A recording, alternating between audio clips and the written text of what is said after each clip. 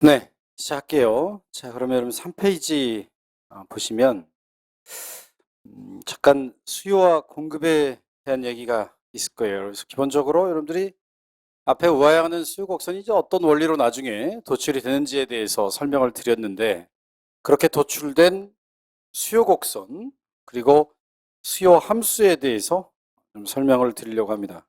가장 기본적으로 아마 여러분들이 경제학 공부하다 보면 수요와 공급이라는 말이 가장 많이 나오고, 또 이러한 분석의 툴을 많이 갖다 써요. 그래서 이걸 여러분들이 잘 이해할 필요가 있기 때문에 잠깐 설명을 드리면, 자, 수요라는 것은 재화 서비스를 구매하고자 하는 욕구다. 두 번째, 수요량은 구매하고자 하는 수량이다, 이렇게 되어 있는데, 우리가 수요와 공급에 대해서 얘기할 때 두 가지 정도 의미를 이해할 필요가 있어요. 첫 번째는 사전적이다. 두 번째는 유량이다. 이 두 가지를 여러분들이 이해할 필요가 있는데, 사전적이라는 말은 경제학에서 말하는 수요나 공급, 수요량이나 공급량이라는 것이 내가 구매한 양 또는 구매한 욕구, 판매한 양, 판매한 욕구가 아니라는 거예요. 거기 보시면 다 뭐라고 되어 있냐면 하고자 하는, 아직 안 샀어요. 팔고자 하는, 아직 안 팔았습니다. 그죠? 사전적인 의미다. 내가 이만큼 사고자 한다, 구매하고자 한다, 판매하고자 하는의 의미라는 거예요. 두 번째는 유량이라고 되어 있는데, 유량이라는 말은 일정 기간 동안 측정하는 것을 유량 변수라고 얘기합니다. 경제학에서 유량 변수와 저량 변수가 있는데, 유량 변수는 일정 기간 동안 측정하는 변수를 유량 변수라고 우리가 부르고, 저량 변수는 일정 시점에 측정하는 변수를 저량 변수라고 불러요. 뭐 대표적으로 하나 예를 들어 보면 여러분들의 연봉, 소득, 이건 유량의 개념입니다. 2017년도 1월 1일부터 12월 31일까지의 소득, 이건 유량이지만 지금 시점에서 여러분들의 자산, 이건 오늘 날짜로 딱 내 자산이 얼마다, 이 개념이니까 이건 저량이에요. 그래서 우리가 수요나 공급 또 수요량이나 공급량이라는 건 유량의 개념이라. 여러분들의 볼펜 수요량은 얼마인가요? 답을 할 수가 없어요. 왜냐하면 수요량이라고 물어보려면 유량의 개념이고 기간을 명시해 줘야 돼요. 그죠? 예를 들어 뭐 2018년 3월 달에 볼펜 수요량이 얼마냐, 이렇게 해야 답변할 수 있다는 거예요. 수요와 공급은 기본적으로 뭐 이런 개념이다라는 걸 여러분들이 이제 알고 있으면 되고, 자, 이제 본격적으로 수요 함수와 공급 함수에 대해서 잠깐 설명을 드릴 건데, 말씀드렸죠. 여러분 그냥 편하게 들으시라고. 어차피 내용은 다 기본이론 가서 다 이제 제대로 배우셔야 되니까, 이런 의미구나라는 걸 한번 이해해 보시라는 거예요. 자, 수요 함수다. 그럼 대표적으로 커피 수요라고 한번 생각해 볼까요? 그럼 커피 수요에 영향을 미치는 요인들이 있을 거 아니에요. 뭐 여러분들 그냥 한번 생각해 보면 어떤 게 있을까요? 아까 우리가 첫 시간에 살펴봤듯이 커피가 비싸면 안 먹겠지. 커피 가격도 커피 소비량에 영향을 미칠 수 있을 거고. 뭐 어떤 분들은 오늘 기분, 그죠? 혹은 날씨에 따라 커피 더 많이 먹고 싶은 날도 있고, 뭐 비가 추적추적 내리고 그러면 커피 한 잔 하고 싶기도 하고, 뭐 그럴 수 있잖아. 날씨, 기후, 뭐 여기도 영향을 받을 수 있을 거고. 그런 다양한 변수들이 있는데 그런 것들을 한번 얘기해 보자는 거예요. 첫 번째가 커피 가격이죠. 우리가 일반적으로 커피 가격이 비싸지면 커피 소비량을 어떻게 줄이잖아. 이런 걸 우리가 수요의 법칙이라고 얘기합니다. 그런데 또 어떤 것이 영향을 줄 수 있을 거냐면, 커피 가격 외에 다른 재화의 가격도 커피 수비에 영향을 미칠 수 있어요. 그러니까 대표적으로 커피와 홍차가 예를 들어 대체제다. 대체제라는 얘기는 서로 대체할 수 있다는 얘기인데, 나중에 정확한 정의는 배우실 거고, 그러면 홍차 가격이 비싸졌어요. 그러니까 어떤 사람이 홍차 아니면 커피 아니면 홍차를 먹는 사람이 있어. 그럼 대체제죠. 그때 홍차의 가격이 비싸졌다고 생각해 보세요. 홍차 가격이 비싸졌을 때 이 사람은 어떻게 해서 홍차를 덜 먹는 대신 뭘 먹겠어요? 커피를 더 많이 먹겠지. 그러니까 홍차 가격이 올라갈 때 그 재화 소비량인 커피 소비량이 늘어나면, 그 부의 플러스가 이제 그런 의미죠. 그러면 두 재화는 무슨 관계에 있다고 얘기하는 거예요? 대체제 관계에 있다고 얘기하는 거죠. 또 이번엔 커피와 설탕이 보완제다. 뭐 어떤 사람이 커피를 마시는데 꼭 설탕 한 스푼과 커피 한 스푼을 같이 넣어서 먹는다. 보완제겠지. 그러면 설탕 가격이 비싸지면 설탕을 덜 먹게 되니까 자연스럽게 커피도 덜 마시겠죠. 이런 걸 우리가 보완제 가격에 또 영향을 받을 수도 있을 거고. 앞서도 말씀드렸지만 커피 소비에 영향을 미치는 것에는 또 어떤 것도 있을 거냐면 소득도 있겠죠. 소득. 그러면 커피는 정상제예요? 열등제예요? 자, 우리가 만약에 커피가 정상제라면 소득이 증가할 때 커피 소비량을 늘리겠지만 커피가 열등제라면 커피 소비량을 줄이겠죠. 우리가 알기로 여러분들 일반적으로 커피는 정상제겠죠. 정상제일 텐데 꼭 그렇지만은 않다 그랬지? 뭐 예를 들어 이런 상황이 있다고 얘기합시다. 뭐 커피라는 것이 사실은 우리 몸에 좋은지 나쁜지는 뭐 찬반 의견이 있어요. 뭐 어떤 사람들은 영국의 어떤 연구 결과에 따르면 뭐 하루에 3잔까지는 오히려 더 좋다. 그 이상 먹으면 안 좋다라는 말도 있고, 아니다, 뭐 커피는 카페인 들어있기 때문에 안 좋다라는 사람들도 있는데, 일단 뭐 많이 먹으면 몸에 안 좋은 건 사실이니까. 그러면 이런 경우를 한번 생각해 볼까요? 커피의 맛과 향과 뭐 여러 가지 그런 풍미들을, 또 커피가 주는 여러 가지 효과들이 똑같으면서 오히려 우리 몸에 좋은 기능을 갖게 해주는, 면역력을 높여주는 그런 새로운 물질이 개발되었어. 화학약품으로 개발해가지고. 근데 막 좋아, 몸에. 그런데 어떻게 써요? 당연히 비싸겠죠. 그죠? 비싸. 그러면 돈이 없는 사람들은 어떻게? 그냥 커피 마셔야지. 그죠? 근데 내가 돈이 굉장히 많아. 갑자기 돈이 많아졌어. 그럼 어떻게 할 수 있어요? 커피와 맛과 향과 여러 가지 풍미 다 똑같으면서 몸에도 좋은 그 새로운 걸 먹을 거 아니에요.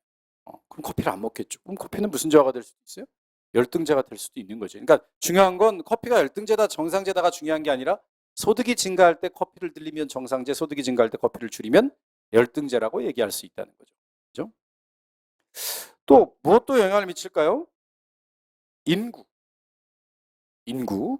예전에 보면 우리나라도 그렇게 커피를 많이 마신 지 얼마 안 됐죠. 예전에 대학가 주변에 보면 뭐 호프집 뭐 이런 거 굉장히 많았는데 요즘엔 다 없어지고 건물마다 커피숍들이 다 들어가 있잖아요. 인구, 커피를 마시는 사람들의 인구. 그러니까 뭐 어떻게 보면 어, 최근엔 금값이 조금 다시 안정화가 되었는데 언젠가 금값이 굉장히 많이 오르는 때가 있었어요. 굉장히. 어, 금값이 오른 이유를 여러 가지 원인에서 찾지만 그 중에 여러 가지 원인 중에 하나를 중국 경제의 성장에 두기도 합니다. 중국 경제의 성장. 여러분들이 중국 사람들은 좀 독특한 면이 있어요. 특히 컬러에 대해서만큼은. 우리가 그런 그 다큐멘터리 한번 본 적이 있는데 세계의 부호, 대부호들의 저택을 구경 간, 그죠? 그런 다큐멘터리에 보면 미국 편은 일단 사이즈에서 일단 압도하죠. 그죠? 엄청난 정원과 크기 일단 면에서 굉장히 훌륭한 저택들을 지어놓고 살고 돈 많은 사람들이 유럽의 부호들을 가보면 굉장히 그 개인의 선호에 따라 디테일이 굉장히 다르고 좋아하는 인테리어도 좀 다르고 각각 좀 약간 개성을 살린 그런 인테리어들을 우리가 볼 수 있어요. 그런데 중국 편에 가보니까 다 똑같아. 그죠? 그냥 빨간색 카펫으로 쫙 깔아놓고 나머지는 다 금을 발라놨어요. 그죠? 중국 사람들이 제일 좋아하는 컬러가 레드, 골드 딱 두 개 좋아합니다. 그죠? 단순해. 그래서 이 중국 사람들이 금을 좋아하는데 중국 경제가 최근에 굉장히 많이 성장을 했잖아요. 두 자릿수 성장률을 기록하고 이러다 보니까 이제 부자들이 많이 생기고 그러니까 금에 대한 수요가 증가하는 세계적으로 금값이 오르게 되겠죠. 이렇게 인구가 증가하게 되면 그 재화에 대한 수요가 증가할 수 있어요. 또 하나 테이스트죠. 기호. 그것을 얼마나 좋아하는지 하는 정도. 앞서도 말씀드렸지만 예전에 우리나라 사람도 커피에 대한 기호가 그렇게 높지 않았지만 요즘에는 커피에 대한 기호가 올라가니까 커피 수요가 좋아지겠지. 그런 테이스트, 기호도 또한 커피에 영향을 미칠 수 있겠죠. 또 가장 중요한 것 중에 하나인데 예상 가격. 예상 가격. 앞으로 가격이 오를 것 같으면 지금 사야 되나요? 오른 다음에 사야 되나요? 지금 사야죠. 이런 걸 우리가 가수요 사재기라고 얘기합니다.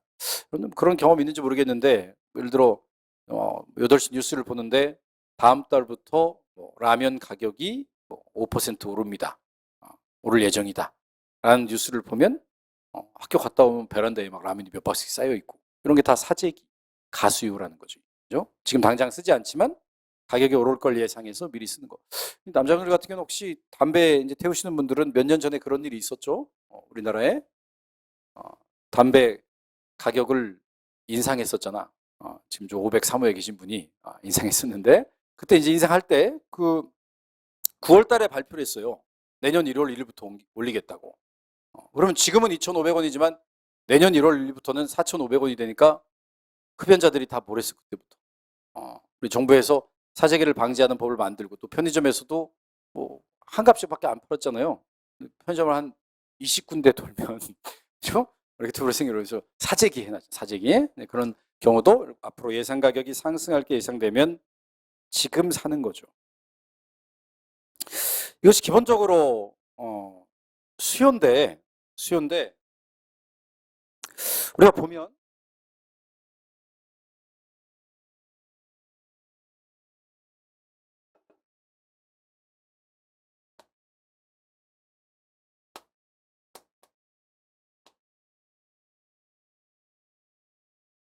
우아향하는 수요 곡선이라고 쓰고 이 수요 곡선을 커피 수요량에 대해서 알고 싶은 건데 Y축에 커피 가격을 적어줬어요. 앞서 말씀드렸지만 커피 수요량에 미칠 수 있는 요인들은 굉장히 많아요. 커피 가격, 홍차 가격, 설탕 가격, 인구, 테이스트, 예상 가격 등등 그날 날씨 기후, 뭐 시험 기간이냐 아니냐 등등 얼마든지 많은데 왜 하필 수요 곡선을 그 많은 변수들 중에 커피 가격 평면에 나타냈을까요? 우리가 커피의 수요에 대해서 가장 관심 있어 하는 변수가 커피 가격이니까. 그러면 이렇게 나타낸 수요 곡선에는 사실은 어떠한 의미가 담겨져 있냐면 다른 재화 가격, 소득, 인구, 테이스트, 예상 가격 등등 여타 변수들은 다 어떻다는 가정하에 고정돼 있다는 가정하에 이러한 우아향하는 수요 곡선을 그립니다. 이것을 우리가 경제학에서 세테리스 파리부스 가정이라고 불러요. 여타 변수 불변이라는 가정인데 그렇게 분석을 한다 정도 여러분들이 생각해 두면 되겠습니다. 그죠? 그래서 이게 바로 커피에 대한 수요 함수에 대한 설명이고 자 오른쪽에 보면 커피의 공급 함수가 있어요. 마찬가지로 뭐 커피에 대한 공급 함수일 수도 있고 아니면 어떤 재화 뭐 예를 들어 옥수수의 공급 함수라고 할까? 옥수수의 공급 함수다. 그럼 옥수수의 공급에 영향을 미치는 변수들이 굉장히 많겠지. 그죠? 그 중에 첫 번째, 그제와 가격. 옥수수 가격이 비싸지면 사람들은 옥수수 공급을 늘리려고 할 거 아니야, 기업이. 그런데 사실은 시험 문제는 수요에 대한 대체재와 보완재가 나와요. 시험 문제는. 그런데 여기 공급에 대한 대체재 가격과 보완재 가격은 여러분들이 시험 문제는 안 나오는데 가끔 좀 헷갈려하는 분들이 있으니까 좀 설명을 좀 드리면 공급자 입장에서 대체 관계, 보완 관계인 거예요. 여러분들 앞에 수요 곡선에서의 대체재 보완재는 내가 홍차를 먹을까, 커피를 먹을까, 설탕과 커피의 관계를 얘기하지만 여기서 말하는 대체재 가격, 보완재 가격이라는 건 공급자 입장에서 얘기하는 거라는 거예요. 예를 들어 대체재다. 공급자 입장에서 대체재라는 건 무슨 얘기냐면 내가 밭을 가지고 있어. 근데 밭에다가 옥수수를 심을까, 콩을 심을까? 그게 대체재죠. 공급자 입장에서 대체재죠. 그런데 콩의 가격이 비싸졌어요. 그러면 옥수수 공급량을 늘려야 돼, 줄여야 돼. 이 밭에다가 뭐 심어야 돼? 콩 심어야죠. 옥수수 공급은 줄어들 거 아니야. 그러니까 마이너스 관계를 갖는다는 거예요. 그죠? 그 다음에 공급자 입장에서 보완 관계라는 것은 예를 들어 양고기와 양털을 한번 생각해. 양고기, 양털? 그러면 양고기 공급량인데 보완재인 왜 보완재예요? 양 한 마리 잡으면 양고기도 나오고 양털도 나오니까 보완 관계 아니야. 그죠? 그때 양털의 가격이 상승했어. 그러면 양을 더 많이 키워야죠. 그러면 양고기도 더 많이 나올 거 아니야. 그러니까 공급자 입장에서 보완재 가격일 때는 보완재 가격이 상승하면 그제와 공급이 상승한다는 거예요. 시험 문제는 안 나옵니다. 근데 알아두시라고 그러면 헷갈리니까 수요와 반대라서 또 공급에 영향을 미칠 수 있는 것이 어떤 게 있을 거냐면 요소 가격 상승. 내가 어떤 볼펜을 공급하려고 하는데 명목임금이 상승한다든가 아니면 원재료 가격이 상승하면 볼펜 심이 비싸졌다든가. 그죠? 원재료 가격이 비싸지면 공급량이 줄어드는 거지. 그죠? 또 기술. 더 좋은 기술이 개발되었어요. 볼펜을 만드는. 그러면 좋은 기술이 개발되면 좋은 기술로 생산하게 되면 고용을 적게 고용해도 만들 수 있을 거 아니에요. 공급량을 늘릴 수 있겠죠. 반대로 우리가 앞에 수요와는 반대로 예상 가격은 어때요? 앞으로 가격이 오를 것 같으면 지금 팔아야 돼요? 아니면 오른 다음에 팔아야 돼요? 언제 팔아야 돼? 오른 다음에. 그럼 지금 공급량은 줄어들겠죠. 그죠? 자, 여러분들이 간단하게 수요함수와 공급함수에 대해서 배웠는데 우리가 미시경제부터 이제 거시경제학까지 연계해서 잠깐만 말씀드릴 게 하나 있는데 뭐냐면 현실에 일어나고 있는 경제 현상이에요. 여러분들이 2008년 미국발 금융위기라는 말을 들어보셨어요? 많이 들어보셨을 테고 아니면 2008년도에 여러분들이 뭐 우리나라도 마찬가지로 뭐 실업자들도 늘어나고 여러 가지 경기가 가장 불황이었던 때이기 때문에 물론 그 전에 IMF라는 것도 있었지만 최근에는 2008년 미국발 금융위기로 인한 세계 경제 대불황 이것을 우리가 다 겪었기 때문에 여러분들이 아마 다 기억하고 계실 건데 이걸 다른 말로 뭐라고 부르냐면 서브프라임 모기지라고 부릅니다. 서브프라임 모기지라는 말을 아무튼 많이 들어보셨을 건데 그냥 한마디로 얘기하면 주택시장의 버블이 무너진 거예요. 버블. 우리가 버블이라는 걸 어떻게 표현할 수 있냐면 그 재화의 진정한 가치보다 거품이 너무 많이 끼어 있는 거예요. 그 재화의 진정한 가치는 예를 들어 1억인데 지금 시장에서 10억에 거래되고 있다. 그럼 버블인 거예요. 그 재화가 갖는 진정한 가치보다 터무니없는 가격으로 거래가 될 때 그걸 우리가 버블이라고 얘기합니다. 자, 주택시장의 버블은 많은 나라에서 이미 버블이 무너졌어요. 일본은 이미 1990년대 그런 걸 경험을 했죠. 주택시장의 버블이 무너졌고 미국도 2008년도에 주택시장의 버블이 무너졌습니다. 여러분들 아마 우리나라도 이 주택시장에 우리나라 강남의 아파트 가격의 버블이 형성되는 과정을 다룬 영화도 있죠. 뭐 강남인가? 뭐 그런 영화도 있었을 거예요. 그래서 우리나라도 보면 지금 이 주택시장의 거품이 어마어마하게 끼어 있죠. 그래서 어떤 학자가 한번 추정을 해봤어요. 우리나라 주택시장의 버블이 얼마나 심한지 추정을 해봤더니 그러니까 우리가 보면 강남에 한 3, 40평 하는 아파트가 막 30억, 40억에 거래되잖아. 말이 안 된다는 거죠. 우리가 세계에 10억으로 살 수 있는 집이라는 다큐멘터리가 있어요. 거기 보면 일본에 가면 한 2층짜리 단독 주택 괜찮은 거 살 수 있어요. 그리고 태국 편에 가보면 일단 정문에서 집이 잘 안 보여. 그죠? 안 보이고 호수를 따라 한참 가로수 지나가고 그러면 이제 대저택이 나오고 막 그죠? 10억으로 그런 집을 살 수 있어요. 우리나라는 어때? 강남에 정말 개딱지 같은 아파트 조그만 거 정말 개딱지 가보면 그런 거 살 수 있잖아. 이게 말이 안 된다는 거지. 실제로 어떤 학자가 그러면 한 30억, 40억으로 강남에 그런 아파트를 사는 것을 한번 추정을 해봤더니 호텔의 스위트룸에서 1년 동안 그 돈을 굴려가지고 거기서 거주할 수 있어요. 그만한 돈으로 지금 아파트를 가지고 있는 거예요. 물론 여기에는 여러 가지 뭐 정책적인 변수 또 사람들의 기대, 또 우리나라는 특히나 또 교육 문제, 다양한 것들이 반영이 돼 있지만 버블임에는 확실하다는 이것이. 그런데 제가 우리나라 주택시장의 버블이 무너질 거라는 것을 우리가 아주 저명한 경제학자로부터 들은 게 지금 15년이 지났어. 아직도 안 무너지고 있어, 그죠? 안 무너지고 있는데, 근데 그러면 경제학자가 한 말이 굴한 거냐? 그렇진 않아요. 지금까지 보면 타임 레그는 있을 뿐 이 시장의 힘을 거스를 수는 없어요. 그죠? 언젠가는 우리나라 주택시장의 버블도 무너질 건데 여러분들은 관련된 또 직업을 선택하셨으니까 아마 관심이 있잖아. 거기에 주택시장과 관련된 문제에도 굉장히 관심이 있고 또 주택 가격에도 아마 관심을 많이 나중에 갖게 될 거고 지금도 아마 관심을 좀 가지고 계신 분들이 계실 건데 근데 제가 볼 때는 감정평가사라는 직업이 우리가 직업적으로만 보면 굉장히 유리한 직업이에요.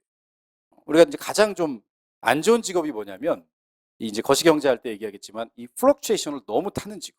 경기가 좋으면 아주 좋지만 또 경기가 안 좋으면 또 너무 안 좋은 직업. 이런 직업들은 힘들어요.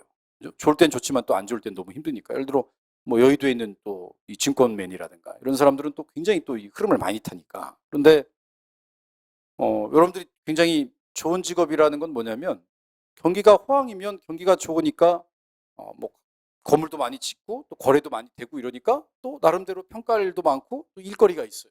그런데 또 경기가 안 좋으면 안 좋은 대로 또 경매에 들어가는 물건도 있고 또 뭐 그렇게 막 싸게 팔리는 것도 있고 하니까 또 평가할 일이 또 많아. 그래서 별로 호불항을 타지 않는 아주 좋은 직업이다. 그런데 왜 그런 얘기를 하냐면 지금 아까 그러면 우리나라도 이제 버블이라는 얘기를 했고 일본도 무너지고 중국도 미국도 무너졌다라는 얘기를 했는데 미국 얘기를 한번 해보죠. 최근에 서브프라임 모기지라는 건 이제 어떤 거냐면 여러분들 다 아시다시피 2000년 초반에 미국이 IT 신경제라고 해서 굉장히 좋았어요. 미국 경기가 아주 훌륭했어 정말. 경기가 좋을 때는 물가가 계속 오르고 소득도 증가하고 그럼 사람들이 다 기대를 가지고 있는 거예요. 물가가 앞으로 계속해서 오를 거다. 산출량도 늘어날 거다라는 기대를 갖게 됩니다. 사람들이 그때 생긴 게 바로 부동산의 버블인데 그러니까 앞으로 가격이 오를 것 같으면 언제 사야 돼 아파트를? 지금 사야죠. 그래야 이득을 볼 거 아니야? 어차피 오를 거니까. 그러면 지금 사야 되는데 돈이 있어 없어 지금 당장. 돈이 없죠. 그럼 돈 있는 사람들만 사면 문제가 안 될 건데 돈이 없는데 미국은 우리나라는 이제 담보가 매우 발달해 있죠. 우리나라는 담보대출은 많이 잘 되지만 신용대출은 잘 안 돼요. 많은 돈을 해주진 않아. 그런데 미국은 이 주택담보대출의 경우에 신용등급이 좋은 사람들한테 대출을 많이 해주기 시작한 거예요. 왜냐하면 우리가 한번 생각해보면 내가 아주 좋은 직장을 가지고 있고 신용등급이 아주 좋아. 근데 지금 수중에 1억밖에 없어. 그런데 10억짜리 집을 사고 싶어요. 내가 왜 사고 싶을까? 대출을 받아서 무리해서 이 집이 지금 보니까 내년에는 12억, 내후년에는 15억, 그 다음에 20억 될 거니까. 지금까지 주택가격이 계속 오르고 있으니까 이 집을 사두면 이자 내고도 훨씬 이득이니까 집을 사려고 하는 욕구가 있는 거지. 신용등급은 좋고. 은행 입장에 생각해보면 이 사람에게 대출을 해줘도 크게 손해볼 일이 없어. 왜냐하면 얘가 1억밖에 없고 내가 얘한테 9억을 해줬어요. 그렇지만 주택을 담보로 대출해 준 거죠. 그리고 첫 번째는 얘가 신용등급이 아주 좋으니까 일단 엎어질 일이 없어요. 얘가. 직장 잘 다니면 문제 없을 거고 갚을 거고 다 이자 잘 낼 거고. 그리고 만약에 얘가 잘못돼도 내가 지금 10억 하는 현재 10억 하는 주택에 9억을 대출해 준 거예요. 그런데 이 집은 내년 되면 얼마가 될 거고 12억, 내후년 되면 15억 될 거니까 얘가 9억 못 갚아도 집 가져오면 돼. 한 80% 경매 받아서 가져와도 손해는 안 봐. 그러니까 대출을 해준 거예요. 이런 걸 우리가 프라임 모기지라고 부릅니다. 신용등급이 아주 좋은 사람들에게 주택담보대출 해준 걸 프라임 모기지라고 불러요. 근데 문제는 이렇게만 했으면 상관이 없는데 계속해서 경기가 좋고 집값은 계속해서 오르고 사두면 오르고 사두면 오르고 이러니까 이제 누구도 집을 사고 싶은 거야. 신용등급이 안 좋은 사람들, 직장이 안정되지 않은 그런 사람들도 집을 사고 싶은 거예요. 근데 은행 입장에서는 손해볼 일이 없어. 아까 똑같은 논리로 얘가 신용등급이 안 좋지만 얘가 망해도 집값은 오르니까 신용등급이 안 좋은 사람들도 1억밖에 없지만 9억을 대출받아 10억짜리 집을 산 거예요. 근데 문제는 경기가 좋을 때는 계속해서 집값은 오르고 아무런 문제가 발생하지 않고 집값이 계속 오르니까 이 서브프라임 모기지, 이게 바로 신용등급이 안 좋은 사람들에게 돈을 빌려준 걸 서브프라임 모기지라고 불러요. 주택담보대출을 해준 거야. 당연히 금리를 어떻게 받았겠어?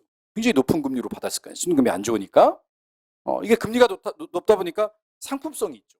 그러다 보니까 은행이 이걸 투자회사에 새로운 상품을 만들어가지고 판 거야. 또 그럼 투자회사는 투자자들을 모아가지고 다시 투자자들에게 아주 고수익을 남긴다고 하면서 다 파는 거야. 상품을, 파생 상품들을 판 거예요. 그러니까 서프라임 모기지로부터 파생된 많은 투자 회사로부터 파생 상품들이 전 세계 투자자들한테 팔렸겠지. 그죠? 근데 문제는 기대라는 것이 무서운 것이, 우리가 앞으로 가격이 오를 것 같으면 지금 사고, 또 사면 가격이 오르고, 또 사면 가격이 오르니까 기대는 서서히 형성돼요. 그러니까 아파트 가격은 서서히 오르는 거죠. 버블이 형성되는 과정을 보면. 그런데 버블이 무너질 때가 무슨? 버블이 무너질 때는 앞으로 가격이 떨어질 것이 예상되면 언제 팔아야 돼요? 지금 팔아야죠. 모두가 그렇게 생각할 거예요. 지금 다 팔아요. 그러면 공급이 확 줄어서 가격이 폭락합니다. 이게 버블이 무너지는 원리예요. 그죠? 그러니까 10억 하던 아파트가 5억 된 거야. 한 방에. 그죠? 뭐 2007년도 이런 때. 미국 주택시장의 버블이 무너졌어요. 기대 때문에. 사람들의 익스펙테이션 때문에. 그러면 일단 1억밖에 없는데 9억을 대출받은 이 신용등급 안 좋은 가게. 파산. 그죠? 어떻게 갚아? 그죠? 지금 직장도 잘리고 경기도 안 좋아져가지고 9억을 갚아야 되는데 내가 가지고 있는 건 지금 5억짜리 아파트인데 이거 경매 넘어가면 4억. 9억을 파산. 은행 망했죠? 얘한테 현금 9억 줬는데 지금 나한테 있는 건 5억짜리 아파트야. 이거 경매 넘어가면 4억 되는데 이것저것 비용 제하고 나면 한 3억밖에 안 남아. 망하죠. 실제로 리만 브라더스 사태라고 들어보셨어요? 큰 은행이 망한 거예요. 그죠? 미국에 있는 은행이 망해. 근데 사실은 여기까지는 큰 문제가 안 돼요. 사실은 이 서브프라임 모기지 사태는 미국의 신용등급 안 좋은 주택담보대출에서 집 산 사람들 망하고 미국에 있는 은행, 큰 은행 몇 개 망하면 그만이에요. 그런데 이것이 어떻게 세계적인 대불황으로 이어졌을까? 이건 학자들이 나중에 관심을 갖기 시작한 거예요. 어떻게 금융 부분의 단순한 위기가 실물 부분에 이렇게 크나큰 파장을 나타낼 수 있었을까에 관심을 갖고 이제 연구하기 시작했는데 그 이유는 바로 뭐냐면 그 서브프라임 모기지라는 상품을 파생 상품을 만들어서 투자 회사들이 다 팔아먹었잖아요. 전 세계 투자자들은. 투자 회사 망했겠죠. 돈 못 주니까? 그러면 거기에 투자한 전 세계 투자자들이 망한 거지. 예를 들어 여러분들이 큰 손인데 한 300억 투자했어요. 서브프라임 모기지 파생 상품, 뭐 MBS 이런 거에. 돈을 떼었어. 망해서 그 투자 회사가. 어제 돈을 떼었더니 오늘 갑자기 차도 좋은 차로 바꾸고 막 백화점 가서 막 쇼핑하고 그래? 사람들이 큰 돈을 떼이고 이런 충격으로 인해 무엇이 줄어든다는 거예요? 소비를 줄이고 투자를 줄일 거 아니에요. 소비를 줄이고 투자를 줄이니까 전 세계에 불황이 온 거다. 그죠? 그것이 바로 서브프라임 모기지에 따른 세계 대공황으로 갈 뻔한 우리 2008년도 미국발 금융위기로부터 파생된 세계의 불경기에 대한 아이디어죠. 이것도 결국은 무엇이 붕괴되면서 시작된 거예요? 버블이 붕괴되면서 시작된 버블. 그러면 이제 미국의 경우고, 그럼 우리나라의 버블의 어떤 형성 과정에서 우리가 한번 생각해 보면 사실은 주택을 실거주 목적으로만 생각한다면 버블은 형성되지 않을 거예요. 가끔 제가 어렸을 때 그런 적이 있어요. 그 밤에 한강 유람선을 탔는데 보니까 그 밤에 그 조명을 받았는데 아파트가 진짜 많아요. 한강 쭉 따라서 한 바퀴 돌고 왔는데 아파트가 너무 많은 거예요. 저렇게 많은데 왜 내가 살 집은 없지? 그죠? 근데 정말 많긴 많아요. 아파트가 우리나라에. 그런데 지금도 짓고 있고. 근데 보면 아파트를 가지고 있는 사람들은 한 채씩 가지고 있는 사람이 잘 없다는 거지. 그죠? 그러니까 이것이 실거주 목적이 아닌 투자 목적, 투기 목적인 거죠. 여러분들이 그 강남에 가면 일원동에 조할머니라고 해요. 조할머니. 그러니까 이 할머니는 성이 조씨여서 조할머니가 아니고 가지고 있는 캐시, 굴릴 수 있는 가용 가능한 현금이 조 단위로 있는 1조. 여러분도 들어만 봤잖아요. 실제로 못 봤잖아요. 1조를. 그죠? 그런 돈을 가지고 있어요. 그래서 이 할머니 앞에 집 앞에 가면 아침에 막 줄 쫙 써 있어요. 뭐 구호단체 뭐 이사부터 해가지고 거기 뭐 은행장이 나와서 영업하죠. 여러분들한테 전화 뭐 예를 들어 뭐 한 몇 천만 원만 우리 은행에 예금해 주세요 이러겠지만 1조 가지고 있는 사람은 예를 들어 은행장이 나와서 영업해야지 한 300억만 우리 은행에 예치해 달라고. 그죠? 뭐 여러 뭐 보험회사 뭐 이사부터 해가지고 쫙 줄 서 있어. 돈 뜯어내려고. 그죠? 투자하라고 뭐 증권회사 직원부터 해가지고. 근데 그런 뭐 강남에 이제 조 할머니들끼리 자기들끼리 놀 거 아니야. 모임이 있겠죠. 그죠? 그런 모임에 나가 보면 뭐 할까 이 할머니들이? 돈 자랑할까요? 유치하게? 그죠? 강남에서 쉽게 돈 자랑하기가 어렵잖아. 얼마 많지 않은 한. 뭘 하냐면 정보를 공유하겠지. 돈을 어떻게 그 돈 굴리는 재미로 사는 사람들 아니야, 그죠? 나는 뭐 예를 들어 투자 회사에서 뭐 어떤 상품에 투자했더니 수익률이 얼마였다 자랑하고 또 나는 또 비트코인 샀더니 망했다. 뭐 이런 얘기도 할 거고. 근데 그 중에 한 할머니가 나는 아파트를 샀더니 아파트 한 100채 샀더니 얘들이 2배씩 올랐어. 그럼 다 설계도 할 거 아니에요. 그죠? 아파트 가격이 오를 거라는 기대가 있으면 가수요에 의해서 뭐가 늘어? 자, 이게 아파트 공급이라고 하고 아파트 수요가 이렇게 있는데 최초에는 아마 아파트를 지었을 때 아파트 가격이 이랬을 거예요. 실거주 목적으로 인한 수요였을 건데 앞으로 예상 가격이 오를 것 같으면 아파트에 대한 수요가 늘잖아. 가격이 오를 것 같아서 아파트를 샀더니 실제로 아파트 가격이 올라? 아파트가 올랐으니까 또 아파트가 오를 것 같아서 또 사고 또 사고 그죠? 또 사다가 지금 어디에 와 있는 거지? 여기 한 3, 40억에 와 있는 거죠. 우리나라가. 기대 때문에. 가격이 오를 거라는 기대 때문에 투기 목적으로 수요가 늘어서 여기 와 있는 거예요. 근데 문제는 아파트 가격이 떨어질 거라는 기대가 있어도 이렇게 서서히 내려올 거냐? 한 방에 무너집니다. 그죠? 아파트 가격이 떨어질 것 같으면 기대가 한 번에 무너져요. 한 번에 무너진다는 얘기는 무슨 얘기냐면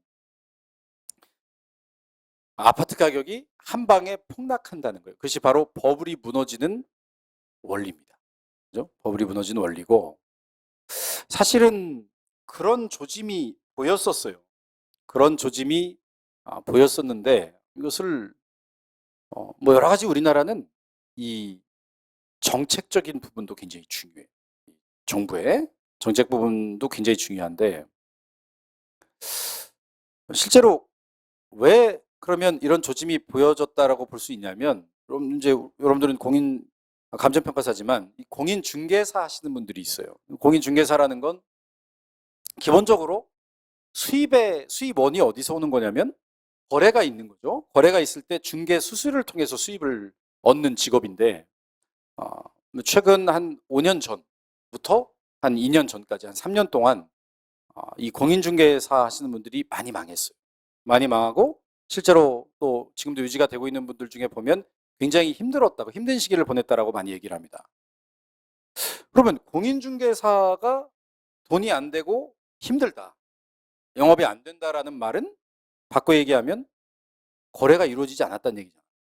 그럼 거래가 왜 이루어지지 않았을까? 우리가 그 당시에 부동산에 가보면 매물은 적혀 있어요. 쫙 매물은 나와 있어. 팔겠다는 사람들은 집을 내놓은 거야, 아파트를. 그런데 얼마에 내놨을까? 그런 걸 우리가 호가라고 얘기하죠, 보통. 그러니까 예를 들어 바보가 아닌 이상 내가 산 가격보다 낮게는 팔기 싫은 거죠, 적어도. 적어도 내가 산 가격보다 조금 높게 혹은 정말 급하면 금매로 내놓으면 내가 산 가격 정도는 팔아야 되겠다고 생각하는 거예요, 사람들이. 왜냐하면 집을 보유하고 있으면 여러 가지 세금도 내야 되고 뭐 여러 가지 유지 비용이 드니까. 그래서 호가에 내는 집은. 근데 거래가 이루어지지 않아. 왜 거래가 이루어지지 않을까요? 집을 살려는 사람들, 그럼 예를 들어서 신혼부부다. 그럼 신혼부부가 이제 집을 사야 되잖아. 결혼을 하면 살 집이 필요하니까 집을 사야 되는데 어떤 생각을 가지고 있는 거예요? 왜 대출을 받아서 집을 안 살려는 거예요? 앞으로 아파트 가격이 떨어질 수 있다라는 리스크가 있다는 걸 알고 있다는 거지. 그럼 자기가 다 덤탱이 써야 되잖아. 그죠? 우리가 여러분들 깡통주택이라고 들어봤죠? 예를 들어 이 깡통주택도 굉장히 재밌는 게 그러니까 아파트가 10억인데 집주인이 가지고 있는 거는 1억이고 자기 돈은 9억은 전세로 두고 있어요. 9억이 전세야. 자기 돈 1억이고. 그러니까 자기 돈 1억으로 10억짜리 아파트를 보유하고 있는 집주인이야. 그죠? 그러면 10억짜리 아파트에 9억짜리 지금 전세에 들어가 있는 거 이 사람이 이게 깡통인데 왜냐면 만약에 아파트 가격이 뭐 많이도 아니고 2억만 떨어져 봐. 그죠? 그럼 집주인은 포기. 필요 없어. 그죠? 난 필요 없다. 그러면 전세 산 사람이 그걸 다 고스란히 안 해야 되잖아. 그죠? 지금 아주 제가 소극적으로 2억이라고 했지만 실제로는 한 5억 떨어집니다. 그죠? 그런 거 잘못 사면. 그러면 5억 떨어져 보세요. 그러면 집주인은 그냥 날르면 그만이야. 포기. 그러면 나는 여기 지금 9억을 넣었잖아, 이 아파트에. 집주인 1억 빼면 지금 4억. 경매 넘어가면 3억 한 5천 내가 이걸 아파트를 사야지. 그죠? 그래도 그게 덜 손해보는 거지. 그러니까 완전 폭탄이야, 폭탄. 폭탄이니까 이런 리스크가 있으니까 집을 안 사려는 거예요. 그러면 잘 보면 아파트 가격이 떨어질 거라는 기대가 있으면 아파트에 대한 수요는 없는 거죠. 거래가 안 되는 거예요. 팔려고 내놨는데 얘도 왜 팔려고 내놨겠어?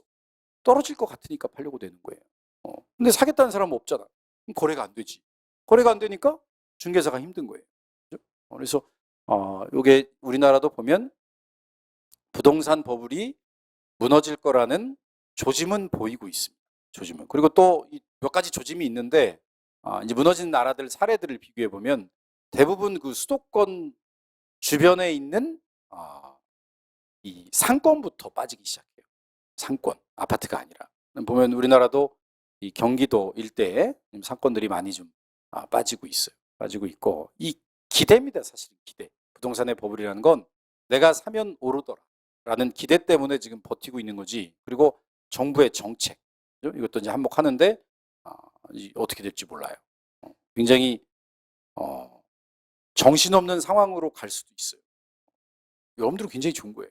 그런 상황이 오면 경매 물건들이 막 쏟아져 나오고 그러면 가서 평가해 주면 돼. 평가해 주고 돈 받으면 돼요. 여러분들은. 그리고 여러분들 또 좋은 점이 또 우리 사람을 평가할 때도 그 사람을 평가하는 눈을 갖는다는 것이 얼마나 중요하죠? 내 사람을 선택할 때도. 여러분들은 어떤 주택이나 부동산을 선택할 때 그걸 평가할 수 있는 눈을 갖게 되는 직업이니까 나중에 봐서 정말 싸게 잘 나온 것 같으면 여러분들이 다 사도 돼요. 그죠? 오를 거니까. 그죠? 그래서 굉장히 좋은 기회가 남아 있다. 여러분들이 또 부동산과 관련된 직업이 있으니까 제가 조금 설명을 드린 거고요.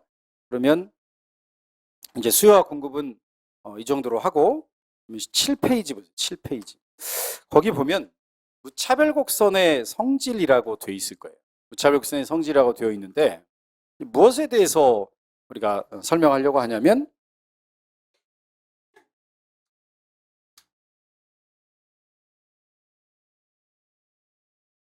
이게 결론이라고 그랬죠. 이게 소비자 이론의 결론이야. 커피 가격이 2,000원일 때 커피를 한 잔 먹더니 커피 가격이 1,000원일 때 커피를 2잔 먹겠다. 경제학을 배우기 전에는 여러분들이 그냥 싸니까 커피를 더 먹는 거다 라고 이해했다면 이제 커피 가격이 하락했을 때 커피를 더 먹는 이유를 가게가 어떤 선택을 한 결과, 가게의 효용 극대화 결과, 가게의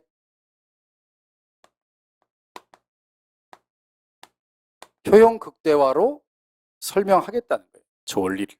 그럼 먼저 A점에서 커피 가격이 2,000원일 때 왜 커피를 한 잔 먹었는지를 소비자의 효용 극대화 원리로 풀어야 될 거 아니에요. 그죠? 그것은 어떤 의미로 우리가 풀 수 있냐면 자, 이게 만족 함수, 효용 함수예요.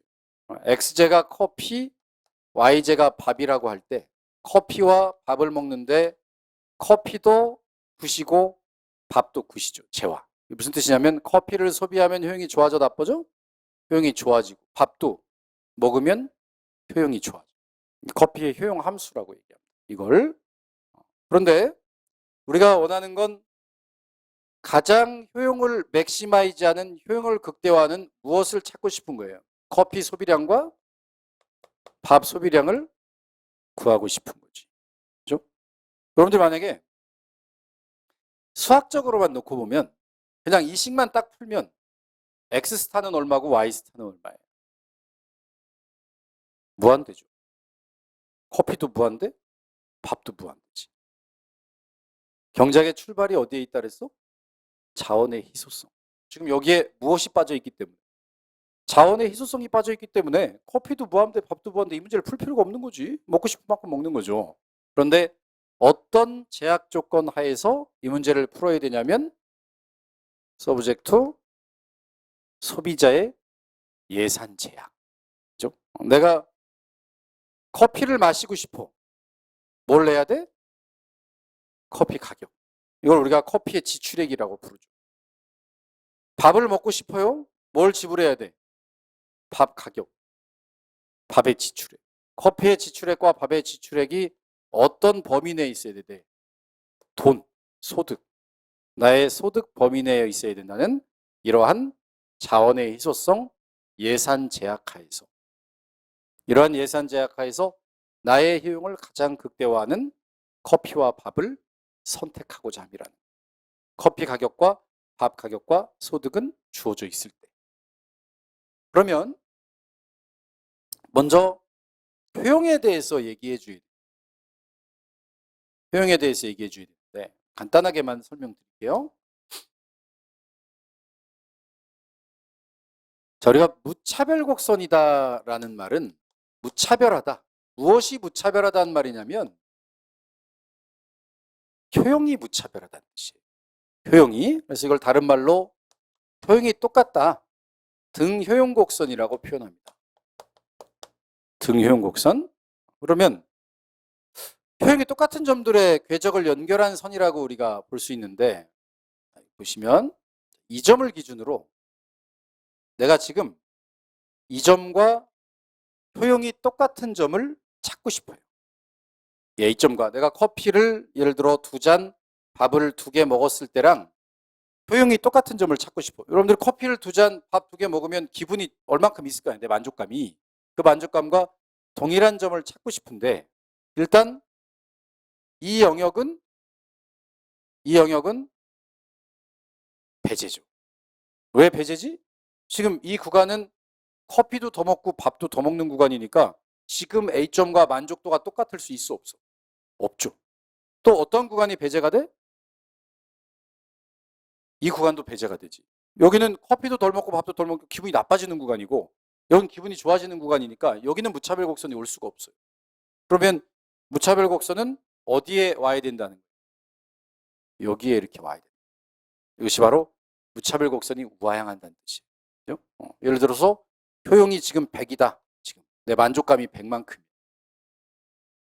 그 뜻은 이 의미는 이 점에서 X제 소비를 늘렸어요. 기분이 좋아져 나빠져? 커피를 더 먹으니까. 기분 좋아졌죠? 아까 기분으로 돌아가려면 밥을 덜 먹어야 기분이 나빠져야 아까 기분으로 돌아갈 거야. 그런 뜻이죠. 그죠? 여기서 그럼 반대로 커피를 한 잔 덜 먹었어. 기분이 나빠질 거 아니야. 아까 이전 상태로 돌아가려면 밥을 이만큼 더 먹어야 기분이 다시 원래대로 돌아가겠죠. 그러니까 커피의 무차별 곡선은 우하향한다. 등효용 곡선, 효용이 똑같은 점들의 궤적은 우하향한다.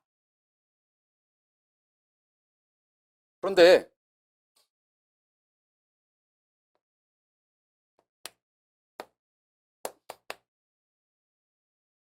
보시면 우하향하는 거에는 여러분들 이것도 어때요? 우하향이죠? 이것도 어때? 우하향이죠? 이것도 어때? 우하향이죠. 그런데 1번, 2번, 3번 중에 등 효용곡선의 모양은 어떻다는 거예요? 원점에 대해서 볼록하다는 거예요. 이게 아니라 이거라는 거예요. 이것을 우리가 선호의 성질로는 볼록성이라고 얘기하고 무차별 곡선이 원점에 볼록하다 그렇게 표현합니다.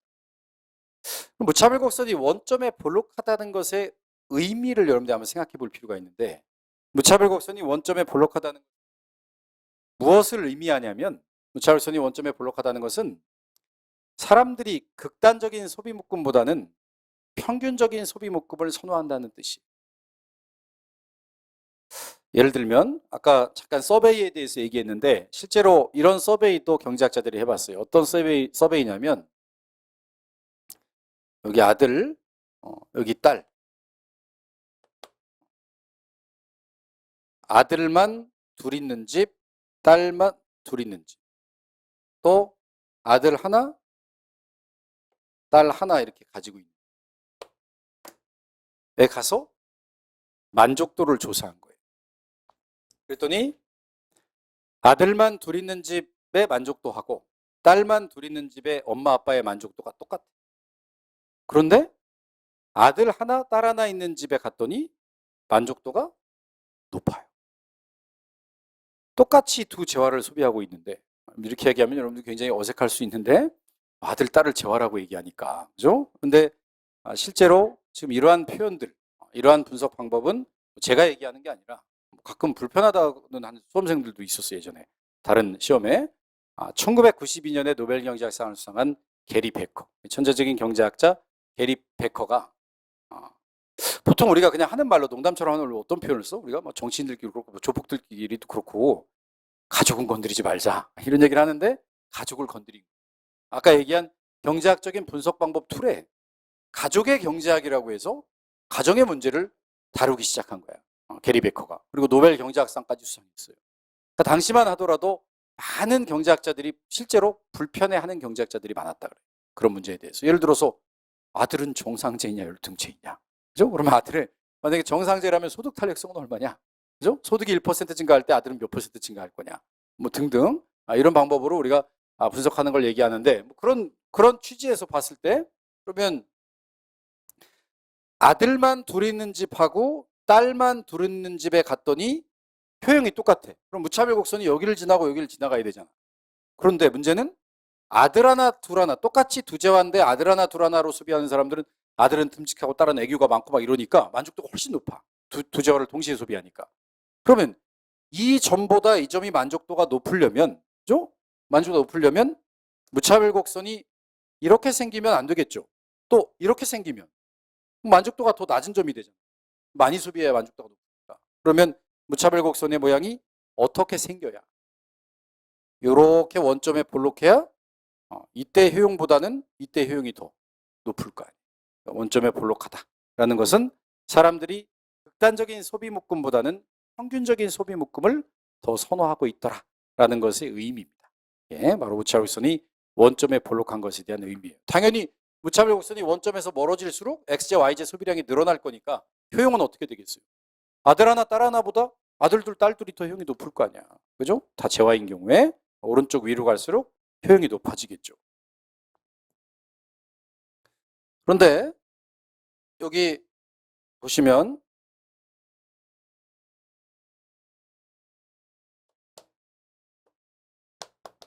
이 무차별 곡선의 이 기울기, 접선의 이 기울기를 보시면 기울기 이걸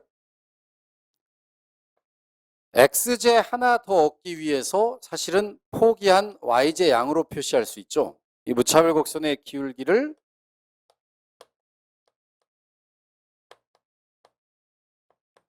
다른 말로 한계 대치율이라고 부릅니다.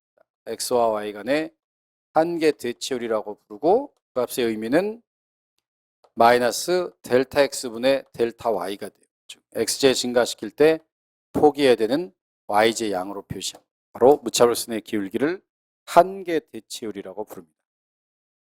이게 효용이 똑같은 점들의 궤적을 나타내는 무차별 곡선에 대한 아이디어예요. 자, 이번엔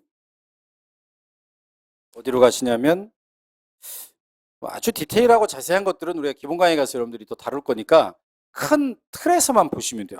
이게 바로 무차별 곡선이구나. 11페이지로 가시면 소비자의 예산선이 있어요. 자, 지금 여러분들이 선택하고 싶은 게 뭐예요? 결국에 저 문제를 푸는 건데 어떤 걸 선택하고 싶은 거예요? 커피와 밥 몇 개 이거 선택하고 싶은 거잖아. 어떤 원리에 맞는? 나의 효용을 가장 극대화하는. 그때 주어진 예산 제약 하에서 이걸 여러분들이 구해야 되니까 저 예산 제약을 어떤 평면에 표시할 수 있어야 돼요? XJ, YJ 평면에 표시할 수 있어요. 요 식을. 예산선인데 예? XJ, YJ 평면에 표시할 수 있어요. XJ, YJ. 그러면 1차 방정식이고 여기 XJ 가격은 XJ 시장에서 YJ 가격 YJ 시장에서 소득은 다 결정된 거니까 X, Y가 변수가 되는 거고 그럼 그걸 무엇에 대해서 표현해야 돼요? YJ에 대해서 정리해 주면 되겠죠? 그러면 YJ와 관련된 것들만 남겨놓고 이항시키면 어떻게 돼요? 마이너스 PX 곱하기 X 더하기 소득이죠. 이걸 변수가 지금 X, Y니까 Y에 대해 정리하려면 양변을 YJ 가격으로 나눠주면 되죠. 양변을 YJ 가격으로 나눠주면 마이너스 PX 오버 PY X 더하기 M 오버 PY가 되겠죠. 그럼 변수가 XY니까 이건 뭐가 되고 예산선의 기울기가 되고 얘는 Y 절편 되겠죠? 여기다가 그어보면 우하향하는 뭐가 돼? 직선이 되고 이 기울기가 바로 뭐가 되고 마이너스 PX 오버 PY가 되고 여기 절편이 M 오버 PX, PY, M 오버 PX가 될 건데 예? 절편 구하면 여기는 소득을 YJ 가격으로 나눈 점 여기는 소득을 XJ 가격으로 나눈 점 왜냐하면 내가 가진 예산을 다 어디다 쓴 거예요 이 점은 YJ만 산 거잖아요. 그럼 YJ 몇 단위 살까는 소득을 YJ 가격으로 나눠주면 되잖아. 그죠? 예를 들어 내가 소득이 10,000원인데 1,000원이야. 그럼 YJ 몇 개 살 수 있어? 10개. 그런 뜻이야. 이 점은 다 XJ만 산 점이잖아요. 소득을 XJ 가격으로 나눠주면 내가 최대한 살 수 있는 XJ 양이 되는 거죠. 그죠? 이것이 예산선의 기울기고 예산선이 이렇게 생겼다는 거예요. 그럼 이때 XJ 가격이 하락해 보세요. XJ 가격이 싸졌어. 그럼 예산선이 어떻게 바뀌겠어요? 여기 예산선의 기울기는 어떻게 되고? 작아지고. 여기 XJ가 싸지면 절편은 커지고. 이 점은 변해 안 변해? 안 변하니까 XJ 가격이 싸지면 예산선이 어떻게 바뀌어? 이렇게 바뀌겠죠. 그죠? 예산선이 이렇게 비틀려서 이동할 거예요. 이것이 바로 XJ 가격이 변했을 때 예산. 이 예산 집합의 의미는 내가 가진 돈으로 이 안에 있는 소비 집합을 살 수 있다 그런 뜻이에요. 이 범위 안에서. 그러면 XJ 가격이 싸지면 내가 살 수 있는 소비 집합이 지금 넓어진 거예요? 좁아진 거예요? 넓어진 거죠. 더 많은 X와 Y를 살 수 있는 거죠. XJ가 싸져서. 그런 의미를 갖고 있어요. 자, 그러면 준비가 다 됐어요. 반찬하고 국은 다 마련해 뒀어요.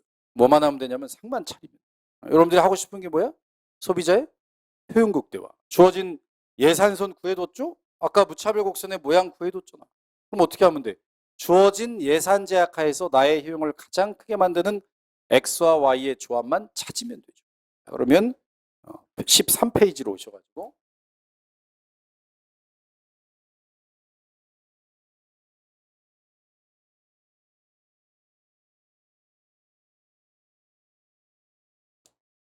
자 그러면 내 용돈은 10,000원, 커피 가격은 2,000원, 밥 가격은 1,000원일 때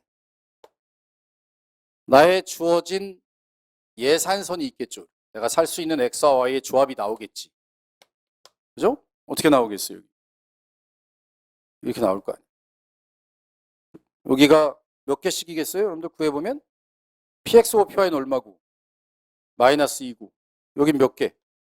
5개. 여기는 10개. 내가 이 안에서 X와 Y를 주어진 돈 10,000원으로 살 수 있는 거야. 이때 만약에 여기를 지나는 무차별 곡선이 있을 거고 내가 이 점이나 이 점에서 소비한다는 것은 어떤 의미를 담고 있어요? 만약에 이때 효용이 90이다. 내가 주어진 돈 10,000원을 다 쓴 거죠. 예산산 되어 있으니까. 주어진 돈 10,000원을 다 쓴 거죠. 효용이 얼마란 뜻이야? 90이란 뜻이죠. 그런데 주어진 돈 10,000원을 다 써서 이 90의 효용보다 효용이 더 커지는 점이 존재하나요? 존재하지. 어디?